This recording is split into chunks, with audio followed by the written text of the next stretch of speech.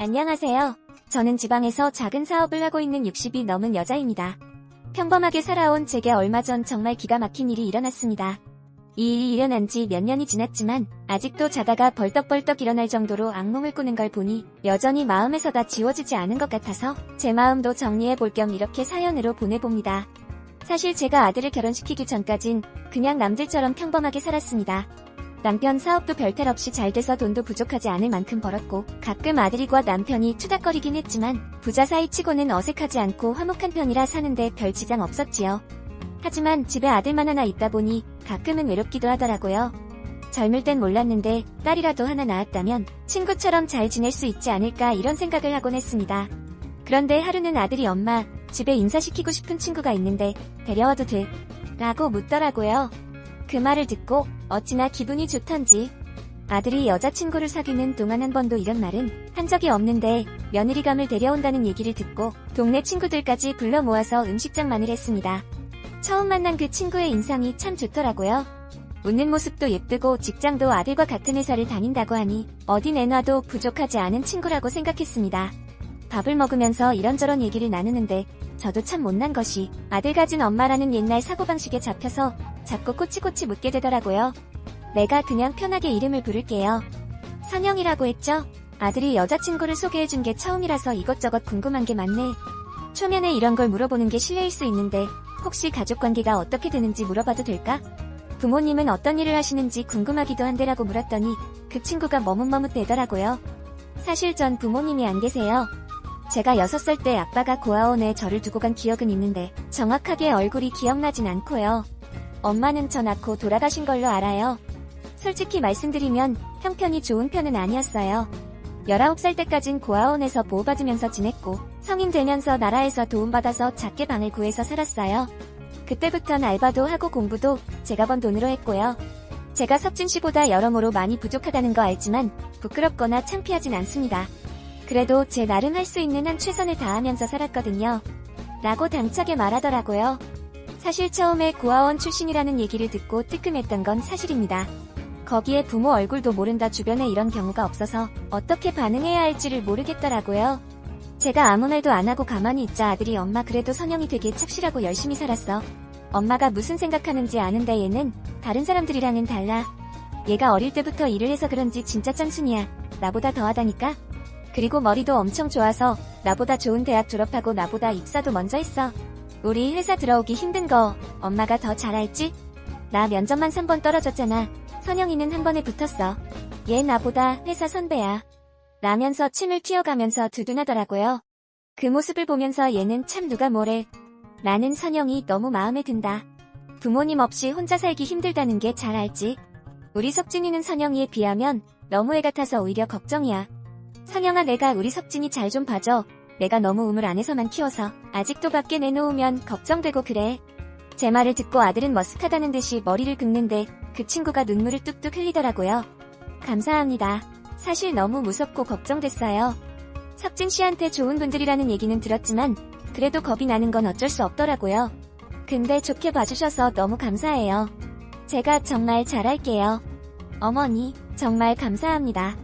라면서 고개를 숙이고 우는데 그 모습을 보니까 마음이 스르륵 녹더라고요. 그렇게 반년 정도 결혼 준비를 하고 저희 아들은 결혼식을 올렸습니다. 솔직히 말하면 결혼 준비하는 내내 주변 사람들 시선이 곱진 않았습니다. 청첩장에 며느리 부모 이름이 없으니 사람들이 왜 부모 이름이 없냐면서 다 물어보는 겁니다. 처음엔 일일이 설명했지만 나중에 그것마저 귀찮아서 올 거면 오고 말 거면 말아. 부모 없이 자란 게 뭐 그리 대수라고 뒷말들이 많은 거야? 라면서 며느리 편을 들기도 했지요. 그렇게 저에겐 딸 같은 며느리가 생겼습니다. 둘 다 회사에 입사한 지 얼마 되지도 않았고 모은 돈도 없어서 당분간은 저희 집에서 같이 지내기로 했지요. 일을 하면서도 살림도 잘하고 어찌나 똑똑한지 같이 살면 살수록 마음에 쏙 들더라고요. 그렇게 1년 정도 아이들과 함께 살면서 주말이면 같이 쇼핑도 하고 여행도 가고 하루하루 즐거운 나날들을 보냈습니다. 그런데 우리 가족에게 청천벽력 같은 일이 일어났습니다. 남편이 출근길에 차를 몰고 가다가 덤프트럭과 사고가 나서 응급실에 실려갔다는 소식을 듣게 됐습니다. 애들한테 연락할 새도 없이 응급실에 도착했는데 이미 남편은 의식이 없는 상태였지요. 그렇게 전 결혼 생활 30년 만에 남편 없는 과부가 됐습니다. 남편의 장례를 치를 때까지도 남편이 이 세상에 없다는 사실이 실감나지 않았는데 발인 날 아침엔 정말 평생 쏟을 눈물을 다 쏟은 것 같네요. 그날은 지금 생각만으로도 눈물이 앞을 가립니다. 그렇게 남편을 보내고 나니 밥을 넘겨도 목구멍이 까실까실한 것이 흙을 씹어먹는 것 같고 물 한 모금 제대로 못 마시겠더라고요. 그때마다 며느리가 어머님까지 이러시면 저 걱정돼서 어떻게 살아요. 한 끼라도 좋으니까 제발 조금씩 드세요. 라면서 회사까지 휴가를 내고 제 옆을 지켜줬습니다. 그런데 이상한 것이 남편이 그렇게 되고 나면 집에 사는 사람은 셋뿐인데 오히려 생활비는 늘고 이상하게 나가는 돈이 많더라고요. 남편이 관리하던 돈이 다 제 앞으로 넘어와서 안 그래도 머리가 아팠는데 큰 돈이 빠져나가는 건 아니다 보니 애들한테도 묻기도 참 애매하더라고요. 결국 저는 별말하지 않고 그냥 넘어갔지만 솔직히 신경이 안 쓰인다면 거짓말이었겠지요. 그래도 참 팔이 안으로 굽는다고 돈 문제가 신경 쓰이다 보니 아들보다 며느리의 행동 하나하나가 눈에 들어오더라고요. 그럴 수밖에 없던 것이 평생 명품이라고는 모르고 살던 애였는데 남편이 떠나고 나서부턴 갑자기 기명품 백들을 사 모으기 시작했고 구두나 옷 같은 것들도 방 한가득 쌓아놓기 시작하는 겁니다. 그 옷들이 몇만 원짜리면 저도 아무 말 안 했을 텐데 이름만 들으면 알만한 유명 명품 브랜드의 옷들이라 몇 개만 사도 돈 1000만 원이 못 넘어가더라고요. 겉으로는 아무 말 안 했지만 속으로는 제가 갑자기 무슨 바람이 들어서 저렇게 하루가 멀다 하고 명품을 사재기 라는 생각을 하고는 했습니다. 뭐 당장 눈앞에 그 돈 없다고 당장 죽는 게 아니었기에 어린애도 아니니까 알아서 잘 처신할 거라고 생각했지요. 그렇게 별탈 없이 하루하루를 살아가는데 하루는 며느리가 어머님, 제가 요즘 주말마다 봉사활동 같이 다니는 단체가 있거든요. 교회로 나가서 바람도 쓰고 좋은 일도 하면 기분이 좀 많이 나아지더라고요. 같이 한번 가보시는 거 어때요? 라면서 제안을 하는 겁니다. 저는 아이고 됐다. 무슨 봉사활동이니 그냥 집 근처 공원이나 돌면서 산책하는 게 낫지. 괜히 그런데 가면 마음만 심란해져. 그냥 집에 있을란다라고는 거절을 했지요. 그런데 몇 번이나 저를 설득하기에 못 이기는 척 따라 나섰죠. 그런데 도착하자마자 봉사회장이라는 사람에게 저를 소개시켜주더라고요. 회장님 제가 말씀드린 적 있죠? 너무 괜찮은 분 있다고요. 회장님께 꼭 인사드리고 싶었는데 이제야 모시고 오게 됐어요. 라면서 인사를 시켜주는 겁니다. 그 사람과 악수를 하는데 인상만 봐도 점잖은 것이 사람이 너무 괜찮더라고요. 남자분은 저를 빤히 쳐다보면서 말씀 많이 들었습니다. 선영이 시어머니 되시는 분이라고요? 얘가 어찌나 어머니 자랑을 하던지 아주 귀에 딱지가 앉을 정도였다니까요. 이제야 뵙게 됩니다. 듣던 대로 미인이시고 인상이 너무 좋으시네요. 라면서 제게 좋은 말들을 많이 해주는 겁니다. 이렇게 따뜻한 말을 오랜만에 들어보니 저도 모르게 마음이 설레더라고요. 그렇게 한두 번 정도 그 사람을 만나면서 유기견 보호소나 요양병원 같은 곳에 봉사활동을 다니기 시작했습니다. 며느리 말대로 집에만 있다가 밖에 나와서 사람들도 만나고 좋은 일도 하니까 엄청 뿌듯하고 좋더라고요. 얘 진작 내 말 듣고 나올 걸 그랬다. 앞으로 나는 내가 하자는 거라면 뭐든지 할란다. 네, 말 듣고 후회한 적이 한 번도 없어. 너무너무 고맙다라면서 입이 마르게 칭찬을 했지요. 어머님이 좋다고 하시니까 저도 너무 기쁘네요. 어머님 제가 봉사활동하러 안 오더라도 회장님 계시니까 빼놓지 말고 호박호박 나오세요. 안 그래도 회장님이 어머님 너무 마음에 들어 하시던데요. 어머님도 괜찮으시면 두 분이 따로 식사 한번 하시는 건 어때요? 라면서 저희 둘 사이를 이어주려고 하는 겁니다. 저는 그렇게 며느리 덕에 그 봉사모임 회장이라는 사람과 점점 가까워졌습니다. 아무래도 나이가 있다 보니 서로 급작스러운 만남은 부담스럽기도 했지만 몇 번의 만남이 거듭될수록 참 괜찮은 사람이라는 생각이 들더라고요. 그렇게 그 사람과 1년 정도 만남을 지속했습니다. 그런데 하루는 밖에서 저녁을 먹고 집으로 들어왔는데 문 밖까지 아들이 소리를 크게 지르는 소리가 틀리는 겁니다. 내가 지금 제정신이야. 우리 집이 무슨 재벌도 아니고 내가 벌면 얼마나 번다고? 몇백만 원짜리 가방이며 옷이며 이렇게 턱턱 사 제끼는 말이나 된다고 생각해. 얘기를 들어보니 며느리가 명품 쇼핑을 한 것 때문에 아들이 잔뜩 화가 난 것 같았습니다. 왜? 난 이런 것 좀 사면 안 돼? 나도 명품 좋아해. 언제까지 내가 궁상맞게 살아야 되는 건데? 나한테 쓰는 돈이 아까워서? 그래. 그럴 거면서 결혼은 어떻게 했어? 돈 아까워서 데이트는 어떻게 했니? 애기 낳으면 돈도 많이 들 텐데 앞으로 애기 낳을 생각은 있는 거야? 라면서 맞받아 치더라고요. 안녕하세요. 저는 지방에서 작은 사업, 저는 거실에서 아무 말도 하지 않고 둘의 대화를 듣기만 했죠. 그때 아들이 방문을 쾅 닫으면서 밖으로 나왔고 저랑 눈이 딱 마주쳤습니다. 엄마, 오신 줄 모르고 죄송해요. 저희가 언성이 너무 높아져서 라면서 말끝을 흐리더라고요. 그때 갑자기 며느리가 제게 어머님 진짜 해도 너무한 것 같아요. 제가 방이랑 옷 몇 개 산 거 가지고 저를 벌레 취급하는데 진짜 너무 서운해요. 어머님도 그렇게 생각하세요? 라면서 제게 화살을 돌리는 겁니다. 솔직히 저도 마음에 걸렸던 부분이라 며느리에게 내가 말은 안 하려고 했다만 석진이 돈이 아까워서 그랬겠다. 몇 개나 있는데 또 비슷한 사니까 이해를 못할 수도 있지. 이게 돈이 모자라서가 아니고 그렇게 갑자기 너무 많은 걸 사니까 아마 석진이도 많이 놀란 듯 하구나. 둘이서 얘기를 다시 잘해보렴. 돈 때문에 집에서 언성 높이는 건 난 싫다. 라고 좋게 얘기를 했지요. 그런데 그때 며느리가 눈에 불을 켜더니 어머니께서 그렇게 말씀하시니까 정말 서운하네요. 어머니 제 덕분에 새로 남자친구도 사귀시고 재혼까지 얘기하신다면서요. 제가 어머님 새 인생 시작해드리게 한 건데 돈 몇 푼에 이러시는 건 좀 아니지 않아요? 어차피 두 분 재혼하시면 다 제 덕이잖아요. 제가 무슨 중매쟁이라서 두 분한테 돈을 받을 것도 아니고 제가 뭐 받아내려고 두 분 소개해드린 것도 아니지만 설마 입싹 닦으시려고 했던 건 아니죠? 라면서 기가 막힌 소리를 하는 겁니다. 물론 제가 지금 만나는 사람과 재혼을 하면 당연히 며느리 덕이 맞지요. 당연히 그에 대한 사례도 할 생각이었고요. 아무리 가족이라도 줄 건 주고 받을 건 받는 게 맞다고 생각했으니까요. 하지만 저런 식으로 나오니까 제가 아무 말도 못하겠더라고요. 말을 곱게 못하기는 했지만 며느리 말이 틀린 건 없었으니까요. 저는 아들의 손을 잡고 부엌으로 데리고 와서 그냥 아무 말 말고 있어라. 내가 알아서 할 테니까 너는 아무 말 말 안 하면서 어르고 달랬습니다. 식식 때는 아들을 겨우 달래고 나니까 그 후로는 며느리가 기세등등해지더군요. 제 눈치야 원래도 잘 보진 않았지만 제가 밖에 나갔다가 들어와도 거실에 대자로 누워서 일어나지도 않고 생필품 살 때 쓰라고 준 카드인데 백화점에서 몇백만 원씩 마구잡이로 어대더라고요. 쓴소리도 몇 번 해봤지만 그때마다 돌아오는 대답은 어머님이 자꾸 이렇게 나오시면 저그 회장님한테 어머님의 무슨 얘기를 할지 모르겠네요. 라면서 약점을 잡은 것처럼 얘기를 하는 겁니다. 저 살면서 정말 남한테 패기치고 지은 죄라고는 없다고 생각했는데 저런 말을 들으니 괜스레 제가 무언가 잘못한 게 있는 것 같고 마음이 약해지더라고요. 어휴 그땐 제가 뭐에 홀렸는지 지금 생각해봐도 제 자신이 참 답답하기만 합니다. 그 뒤로는 뻔하죠 뭐. 며느리는 저를 등에 업었다는 자신감 때문인지 저를 투명인간 취급했고 아들과의 싸움도 더 잦아지더라고요.